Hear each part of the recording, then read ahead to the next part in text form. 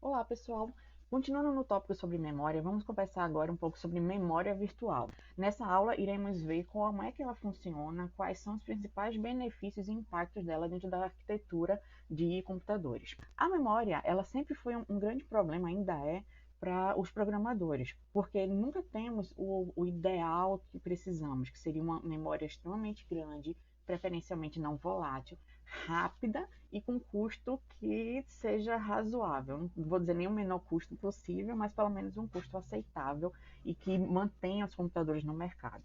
Tá? Essa memória virtual, ela vai tratar como os programas eles vão ser executados. Então, os programas eles vão carregar parcialmente dentro dessa memória virtual, carregar no sentido de ele vai endereçar através da memória virtual, dando uma possibilidade de uma gama de endereços maior, certo? E vai através da MMU, esses endereços virtuais não existentes vão ser transformados em endereços reais da memória, tá? Memória principal. Ele só vai ser repassado quando eu tiver uma falta, uma necessidade de utilização daquele endereço, daquele conjunto de endereços daqueles dados, certo? Como nos demais níveis de cache. Aqui vocês podem ter uma ideia da diferença de tamanho entre as memórias, certo? Então, assim, a memória virtual vai ser a maior memória que temos disponíveis para o processamento. Ela é através dela que o programador vai endereçar, então ele vai ter uma quantidade de endereçamento muito maior. Os processos eles vão ser inicializados e vão utilizar a minha memória virtual, utilizando esses endereços, mas os processos não vão inteiramente para essa memória virtual. Quando houver necessidade do uso de um conjunto de instruções dentro do que foi colocado na memória virtual, a MMU vai fazer uma conversão desse endereço virtual para um endereço real e alocar na memória RAM, certo? Os demais continuam como a gente viu, certo? Quando a necessidade de uso, ele vai uma parte do que foi para a memória RAM, vai para a cache, da cache vai para os registradores. Essa memória virtual, ela vai fazer, como eu comentei, referência a endereços virtuais e não os endereços da memória RAM, tá? Então, não vão ter nada a ver esses endereços, aparentemente.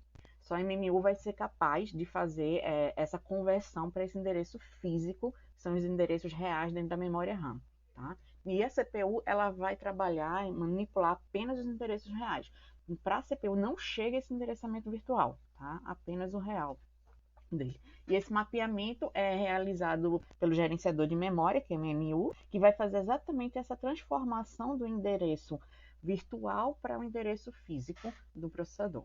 Dentro da hierarquia de memória, ela passa a ser um nível acima da memória principal, que vai prover essa ilusão de grande capacidade, enquanto na memória principal ela é mais lenta do que a virtual, até a existência dela fisicamente, e a memória cache normal, que vai prover essa ilusão da velocidade. Então, conseguimos aqueles principais pontos, que é velocidade, capacidade e custo. Tá? Então, com a memória virtual, eu tenho a capacidade, com a memória principal, eu vou ter um custo razoável, e com a memória cache, eu vou ter o desempenho, a velocidade que eu preciso. Dentro da memória virtual, para poder alocar esses processos dentro dela, eu posso utilizar dois tipos de técnicas, que é a de paginação e segmentação. Na paginação, eu vou dividir a minha memória virtual e a física também em partes iguais, de tamanhos iguais, onde o sistema operacional, quando for chamar processo em si, esse processo vai ser alocado dentro dessas páginas de tamanho fixo. Pode utilizar mais de uma página, isso não é problema, mas normalmente também o processo ele não vai completamente para essas páginas virtuais. Enquanto a segmentação, ele vai criar blocos dentro da minha memória de tamanhos variáveis. E a utilização dele vai ser de acordo com a necessidade. Enquanto na paginação, dentro de uma página, eu tenho dados, posso ter dados, instruções, variáveis, todas dentro de uma única página, na segmentação não. Vai ter um segmento que é só para pilha, um segmento que é só para instruções, um segmento que é só para dados, e assim sucessivamente. Então, eles crescem esses segmentos de formas diferentes para dentro de um processo, de N processos.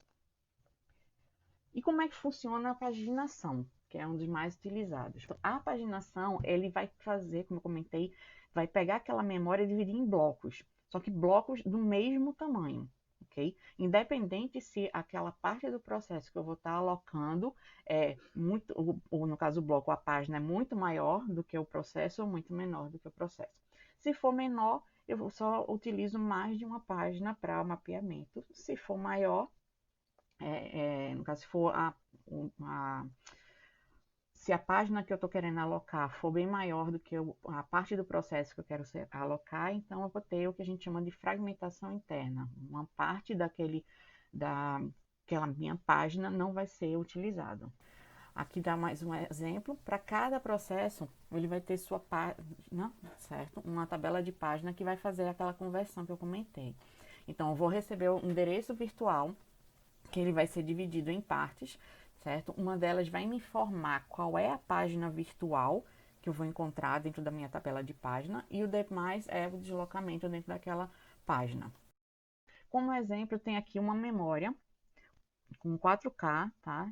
Bits de endereçamento, que me permite endereçar desde o endereço 0 até o 4095, certo? Ou seja, eu vou ter um endereço virtual, um espaço virtual de 64K, e a minha memória RAM, que é a que está a menorzinha à direita, vai ser o meu endereçamento físico real de 32K. Então, nesse caso, eu já tenho uma memória virtual com o dobro da capacidade de armazenamento de informações, certo? De endereçamento. Na minha memória virtual, quando eu defino que eu vou trabalhar com páginas de 4K, eu tenho a possibilidade de armazenar 16 páginas virtuais, enquanto na minha memória real, física, eu consigo apenas 8. Notem que o tamanho dessas páginas ele vai ser idêntico, tanto para a parte virtual como para a física. Okay? Vamos agora ver como é que essa conversão ela vai ser realizada, tá? Então, a operação interna da MMU, ela faz exatamente de pegar um endereço virtual, que seria esse mais embaixo, tá? Um endereço de entrada para ela, e converter para um endereço físico real. Então, se eu tenho 16 páginas, eu preciso de 4 bits para poder representar o número da página, e os demais bits utilizados são o deslocamento dentro dessa página, ou seja, quantos bits eu preciso para deslocar dentre os 4K kbits que eu tenho dentro de uma página. Então, para a MMU, que vai ser os 4 primeiros dígitos, para esse exemplo específico, os 4 primeiros dígitos vão me dizer qual é a página que ele vai estar, e os demais dígitos vão me dizer qual é o deslocamento. Então, o 0010, no caso 2, número 2, ele indica que aquele endereço virtual está armazenado na página número 2. Dentro da página número 2, eu identifico que o endereço físico real vai ser o endereço 110, que é o endereço 6. Esse endereço ele vai ser repassado para o endereço físico, e os demais elementos, os bits, eles são copiados do endereço virtual para o endereço físico, porque o deslocamento dentro da página vai ser o mesmo, já que as páginas têm o mesmo tamanho. E essas tabelas de páginas, eu vou ter uma tabela de página para cada processo. Então, cada processo, lembrando que seria o programa em execução, é uma definição a grosso modo, ela vai ter a sua própria tabela de páginas para a identificação de onde vai estar cada parte desse processo. E dentro dessa tabela de páginas, eu vou ter mais informações do que apenas uma conversão do endereço da página, certo? Então, eu tenho, além da identificação do número da moldura de página, que são os bits mais à direita, vou ter informações sobre se aquela página está presente ou ausente, isso é equivalente àquela identificação de hit ou miss, certo? Então, se aquela página está lá e pode ser utilizada, ou se a página pode estar até com dados, mas não é o que eu preciso, certo? Uns bits de proteção, isso vai depender também de arquitetura, uma definição, mas normalmente eu vou ter um bit pelo menos para identificar que aquela página vai ser só leitura, ou só escrita, ou leitura e escrita, tá? E quem poderia.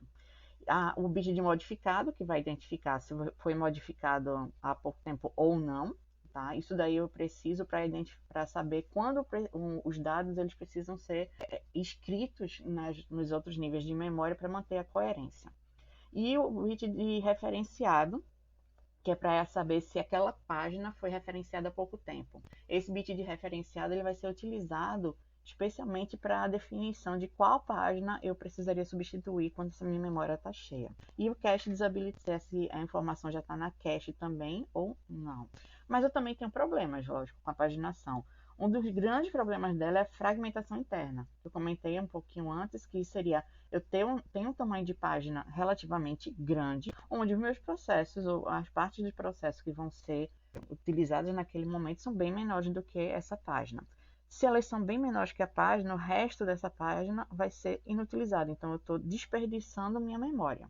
E essa definição do tamanho, então, quem realiza? Quem vai definir isso é a MMU. Tá? Não é o sistema operacional. Então, já tenho uma definição de cara, quando eu pego escolho o processador, de qual é o tamanho dessa página que eu utilizo, certo? Então, quanto maiores o número de páginas, mais eficiente vai ser minha leitura, porque eu pego um bloco maior para ser repassado para a memória principal e para cache. A minha tabela vai ser menor, eu não vou precisar referenciar tantas molduras de páginas, certo? Mas eu tenho uma possibilidade maior de uma fragmentação interna. Enquanto quando eu trabalhar com páginas menores, eu vou ter uma leitura menos eficiente, porque eu vou precisar fazer cópias normalmente, de várias páginas para sua utilização. Tá? Vou ter uma tabela muito maior, já que eu vou ter um espaço de endereçamento maior também, mas eu desperdício menos memória. A minha fragmentação interna vai ser bem menor. E esses tamanhos, eles variam normalmente entre 512 bytes até 64K. E como é que essas páginas elas são alocadas? Tem duas principais estratégias, né? Que é uma alocação fixa, estática, e uma alocação variável que vai, dinâmica como o próprio nome diz, que vai identificar dinamicamente onde cada uma dessas páginas vão ser alocadas, tá? Na estática, cada processo ele vai ter um número máximo de páginas reais, que vai ser definido quando o processo é criado. Então, assim, o processo pode ser criado dizendo, eu vou utilizar máximo 3 páginas. Então, quando ele vai ser alocado, ele pode alocar inicialmente 3 páginas dentro da minha memória. E o variável, o número de páginas reais, ele vai ser alocado de acordo com a necessidade. Então, durante a execução, o processo vai criando mais páginas, tá? Vai precisando alocar mais informações, vai precisando de mais páginas, e essas páginas vão sendo providas pela memória virtual. Tá?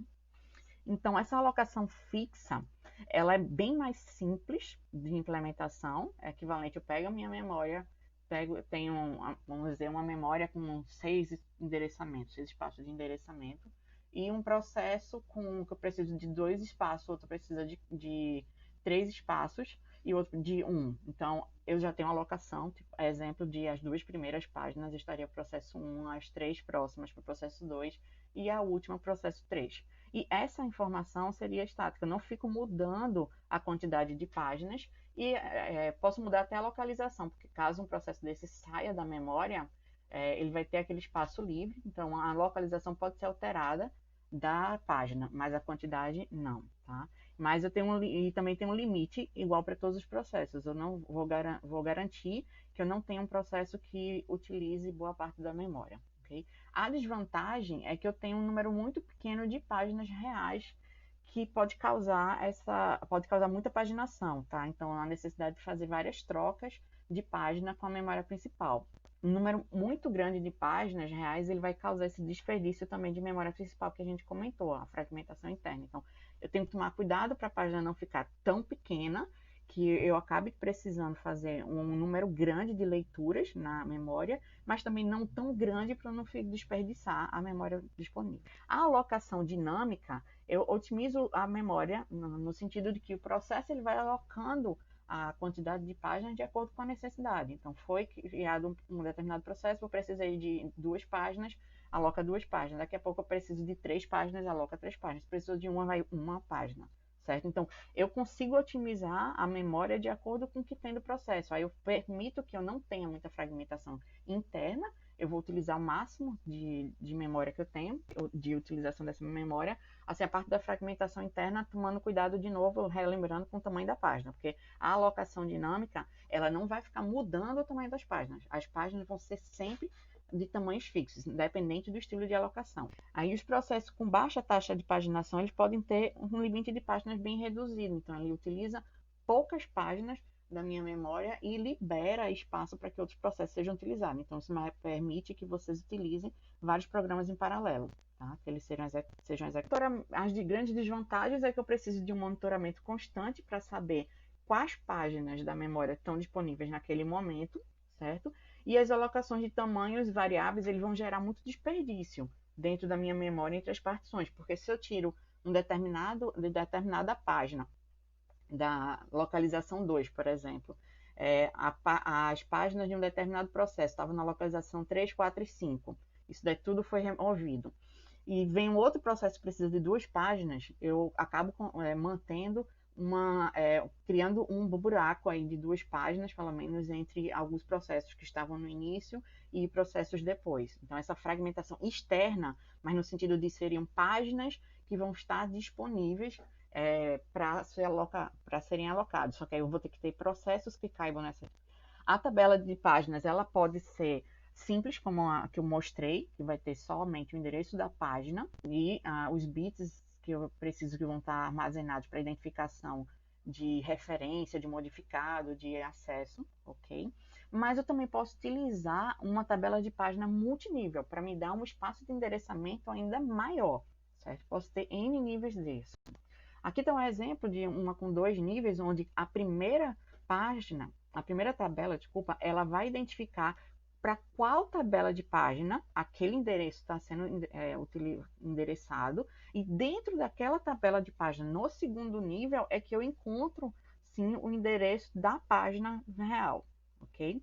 Então, nesse caso daqui, eu tenho 10 bits para o endereçamento da primeira página, mais 10 bits para o endereçamento da minha segunda página, ok? Então, com isso, eu vou ter um espaço de endereçamento de 4 GB, tá? Então, enquanto a gente estava falando lá de um espaço de endereçamento na ordem de 64K, eu consigo, com tabelas de multipágina, de multiníveis, chegar na ordem de gigabytes sem problema nenhum, ok? Lógico que isso vai fazer com que eu precise de um espaço em memória real para poder armazenar essas tabelas de páginas, que vou ter uma necessidade de um tamanho maior. A conversão é um pouco mais lenta, mas me permite aquela noção de uma capacidade de memória absurdamente maior do que o que realmente possui. Okay?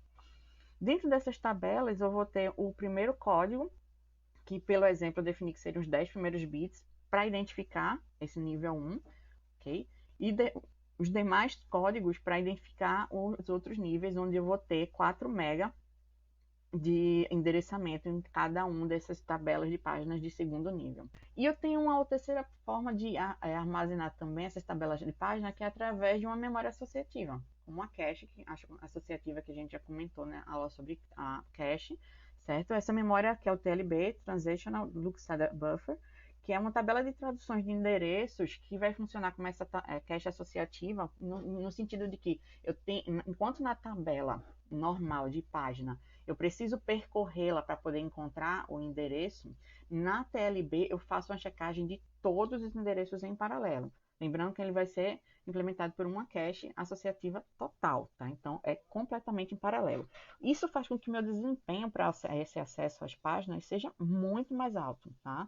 Ele vai acelerar a paginação, vai conseguir identificar o endereço e a realocação do endereço muito mais rápido.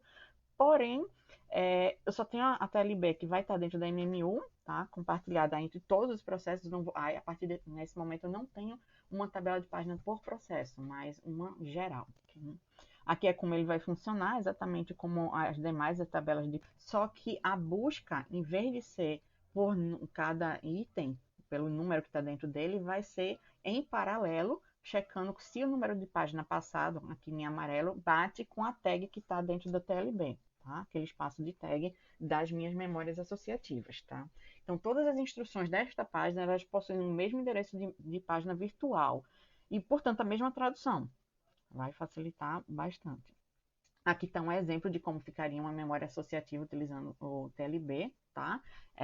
A moldura de página, que vai ser a informação que vai ser checada em paralelo, e os demais bits que a gente já conversou sobre validade, proteção, modificação e referenciamento. Okay? A proteção de páginas, ele vai identificar se eu tenho permissão de leitura, permissão de escrita, permissão de execução, certo? Então, aqueles bits vão me identificar o que é que pode ser feito dentro da página. E como é que essas tabelas de páginas podem ser implementadas, certo? As 3 formas seriam ou por registradores, por memória ou por memória associativa. por registradores seria a forma mais rápida de acesso à minha página, tá? Minha tabela de páginas. Porém, é a solução mais cara. Então, nesse caso, quando o processo é inicializado, o SEO ele carrega dentro desses registradores a tabela de página do processo. Então, eu perco uma quantidade de registradores para alocação dessa minha tabela de página, tá? Então, é mais rápido, como eu comentei, o acesso é direto ao registrador em si, não vai requerer referências à memória, porém, essa implementação é extremamente caro pelo custo dos registradores, certo? E eu tenho a necessidade de carregar essa tabela de páginas toda vez que eu trocar de contexto. Aí, troca de contexto, normalmente mais um jargão dentro da área de sistemas operacionais, certo? Que é quando eu chaveio da execução de um processo para outro.